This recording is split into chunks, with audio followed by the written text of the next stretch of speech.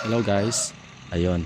Sa mga nagtatanong o sa mga nahihirapan sa unang race dito kay CV, okay? Ganito lang ang technique guys, okay?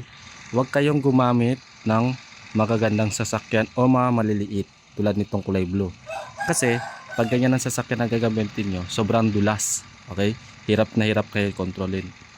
Instead, gumamit kayo ng tulad nito. Malaki, mabigat, pero mabilis, okay?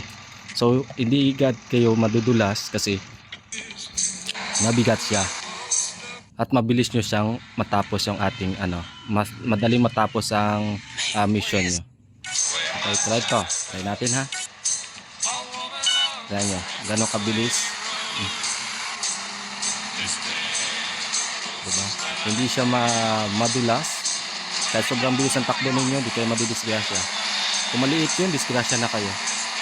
Diba? Kahit gano'n yung pakabilis ang takbo nyo, hindi kayo madudulas. Kasi nga, mabigat yung sasakyan. O, tulad nyo, tinan mo, liit-liit. Madidisgrasya. Kasi madulas masyado. Ito, tinan mo, diba? Lumipad siya pero hindi siya nadisgrasya. Okay. Ganito lang technique sa unang race dito kay CV.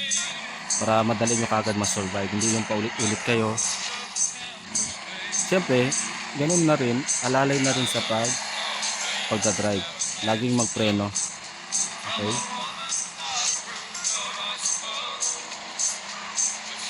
Alalay rin sa preno. Huwag masyadong kumpiyansa. Kahit diretso-diretso yung takbo mo, hindi siya malikot kasi nga mabigat yung sasakyan.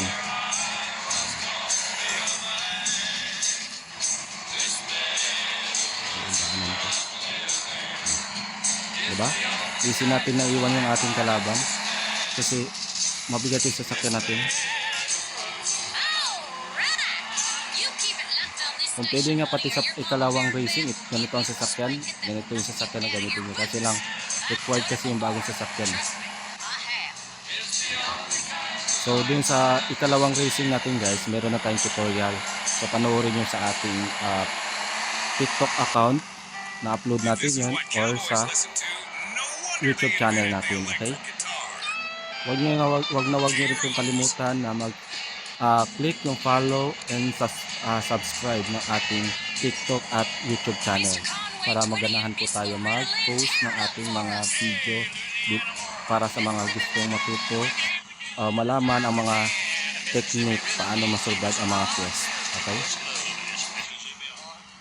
I-message nyo lang ako sa ating mga live stream kung may mga request kayo na gusto nyong gawaan natin ng mga ng mga tutorial. Okay? May shortcut dito guys.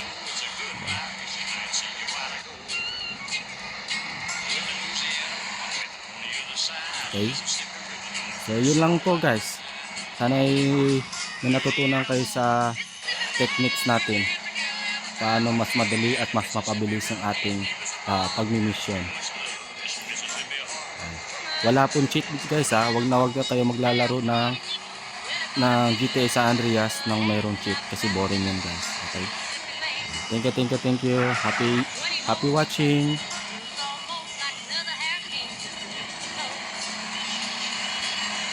So bye.